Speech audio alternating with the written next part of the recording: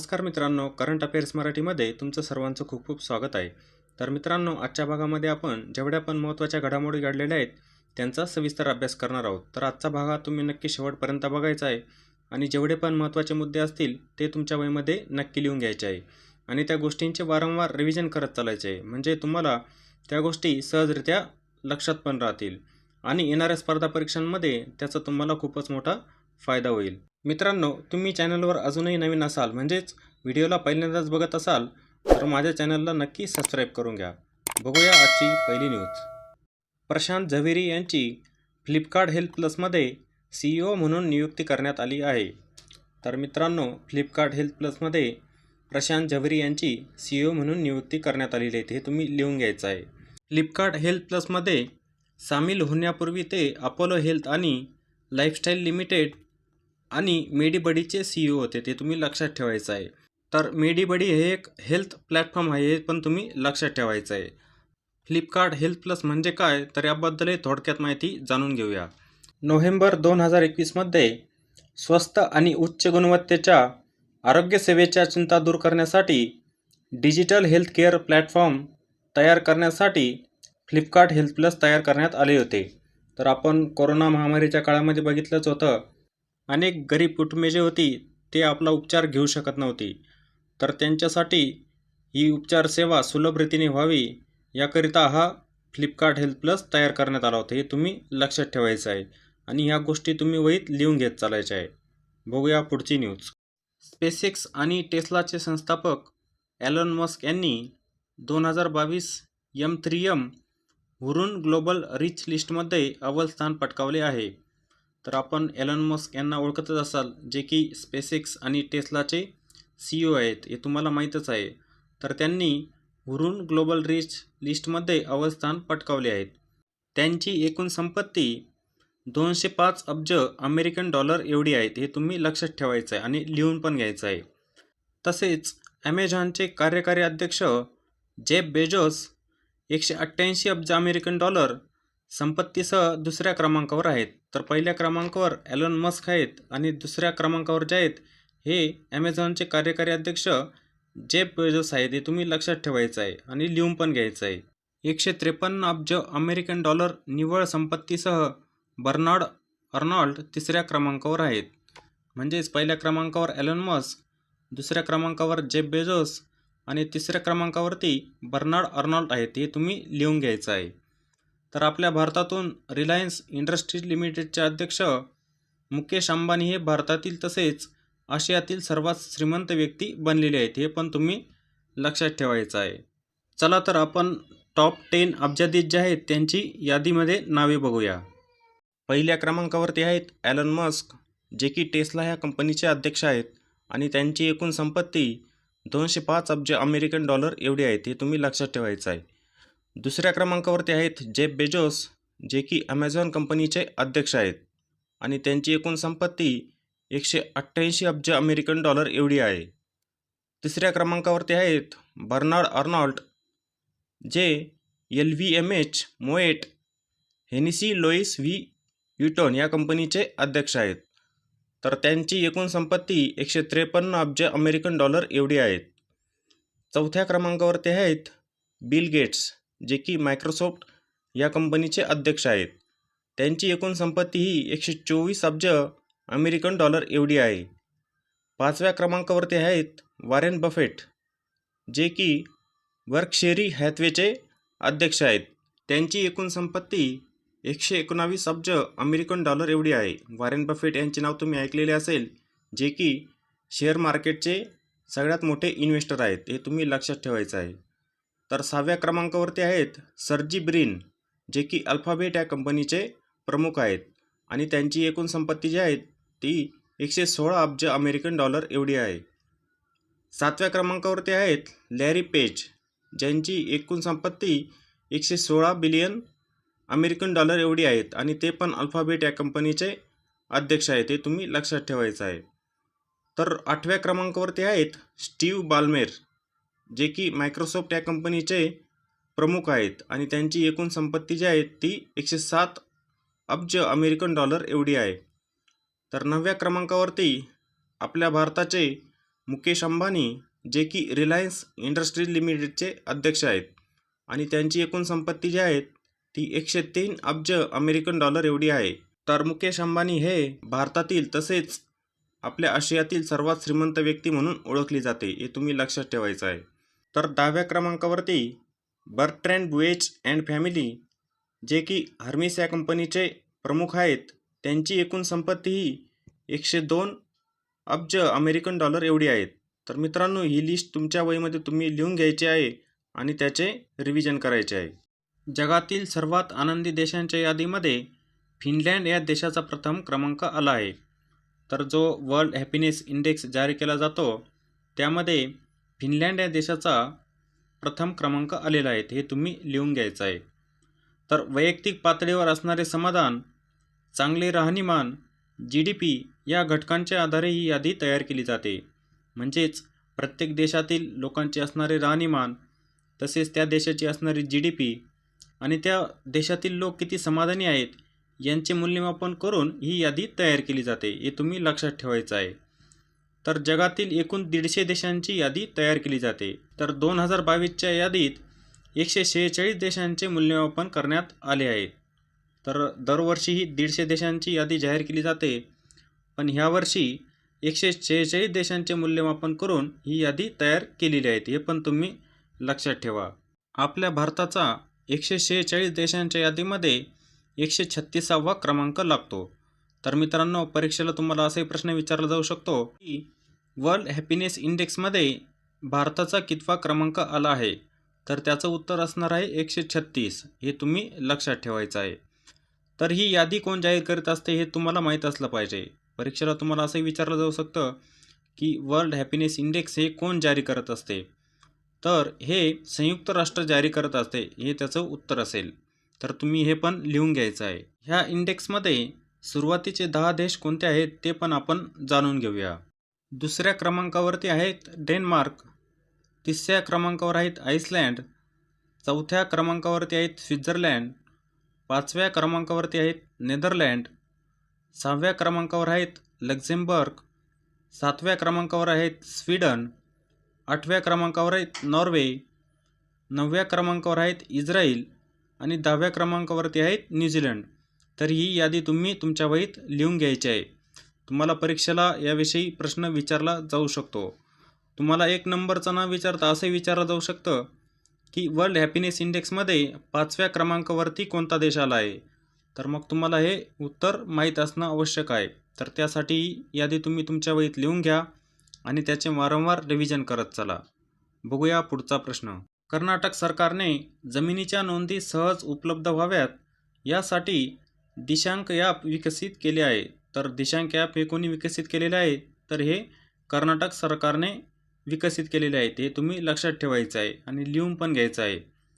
तर कर्नाटक महसूल विभागाचे सर्वेक्षण सेटलमेंट अँड लँड रेकॉर्ड्स म्हणजेच SSLR युनिट दिशांक नावाच्या ॲपद्वारे मूळ जमिनीच्या नोंदी उपलब्ध करत आहेत. म्हणजे ज्या आपण आपल्या जमिनीच्या नोंदी केलेल्या असतात त्या ह्या दिशांक ॲपच्या माध्यमातून उपलब्ध करून घेण्यात येत आहेत, हे तुम्ही लक्षात ठेवायचं आहे. Dishank app Karnataka state remote sensing application सेंटरच्या भौगोलिक माहिती कार्यक्रमाअंतर्गत विकसित केले आहे, हे पण तुम्ही लक्षात ठेवायचं आहे. तर ह्या ॲपमुळे जमिनीचे वाद कमी होण्यास मदत होणार आहे. तसेच जमिनीच्या नोंदी देखभालीमध्ये पारदर्शकता पण येणार आहे.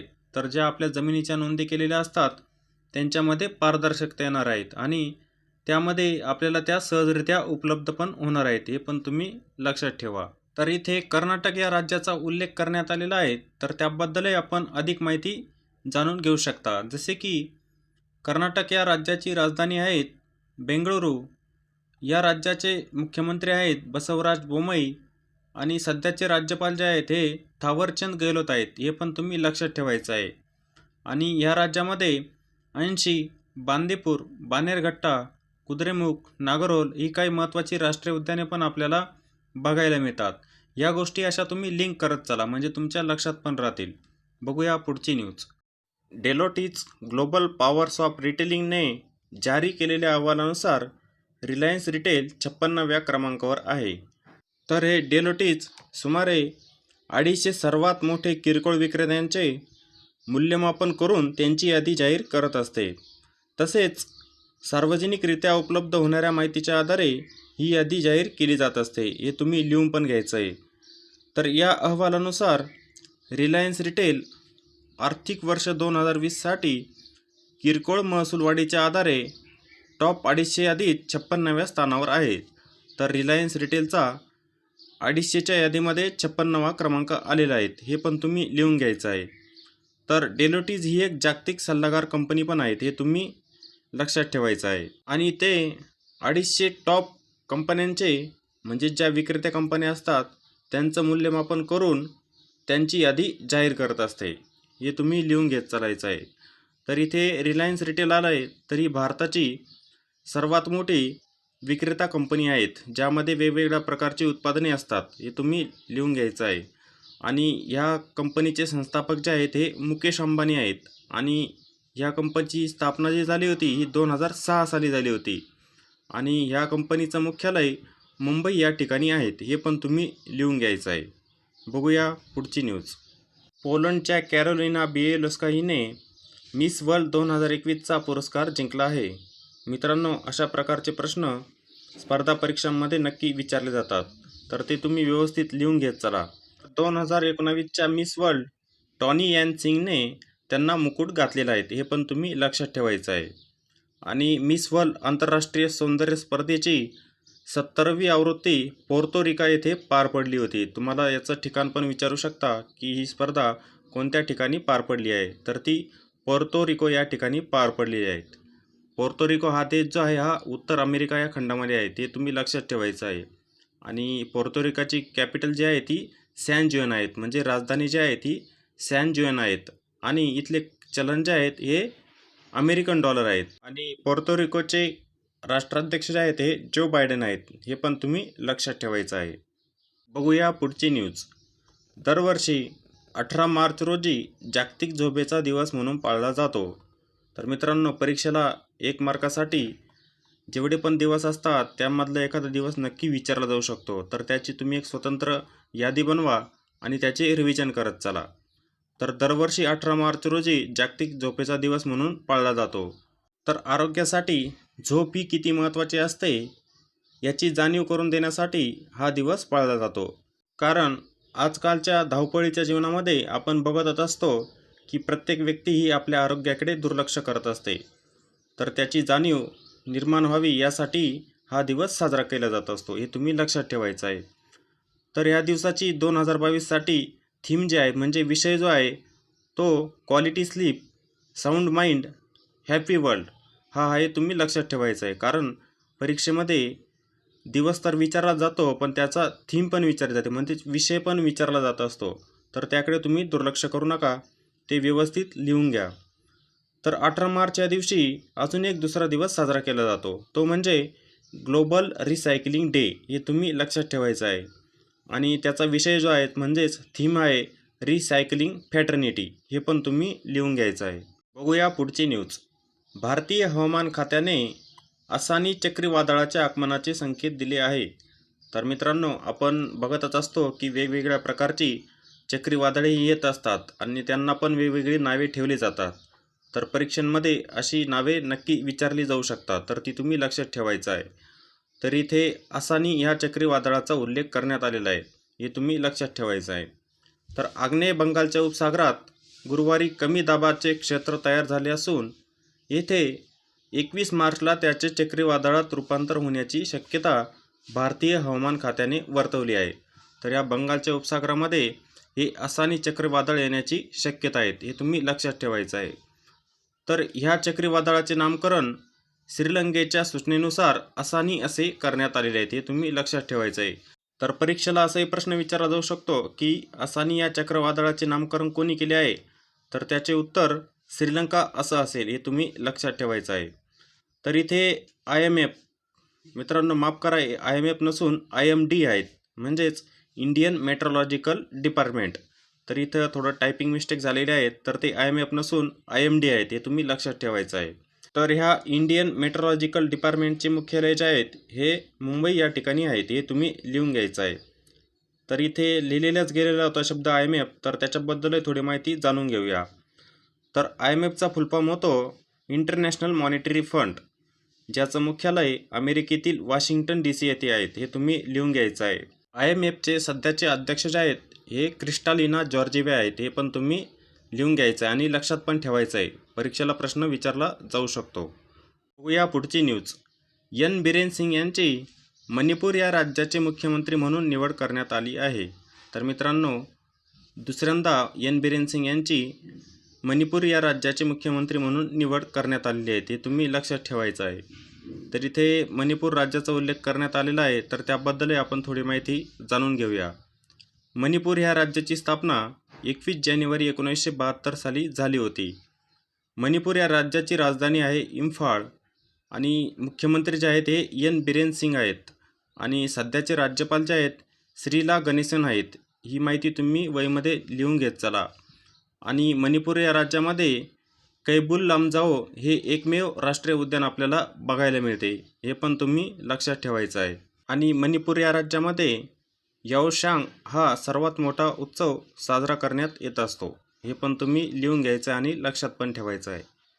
मित्रांनो, आजचा करंट अफेअर्स मराठीचा भाग तुम्हाला कसा वाटला हे तुम्ही नक्की कॉमेंट बॉक्समध्ये लिहा. मित्रांनो, मी या भागामध्ये जेवढी पण अधिक माहिती सांगत असतो ती नक्की तुम्ही तुमच्या वहीत लिहत चला, कारण ती माहिती खूप महत्त्वाची असते. कारण की त्यामध्ये स्टॅटिक जीकेचा पण खूप मोठा पोर्शन हा कव्हर झालेला असतो. तर त्यामुळे ती अधिक माहिती तुम्ही तुमच्या वहीत लिहत चला आणि त्याचे रिव्हिजन पण करत चला, कारण स्पर्धा परीक्षांसाठी तुम्हाला त्याचा खूपच मोठा फायदा होणार आहे. तर त्या गोष्टींकडे तुम्ही दुर्लक्ष करू नका. मित्रांनो, आजचा हा व्हिडिओ जर तुम्हाला आवडला असेल तर व्हिडिओला लाईक करा, शेअर करा, कॉमेंट करा आणि चॅनलवर नवीन असाल म्हणजेच व्हिडिओला पहिल्यांदाच बघत असाल तर चॅनलला नक्की सबस्क्राईब करून घ्या. जय हिंद.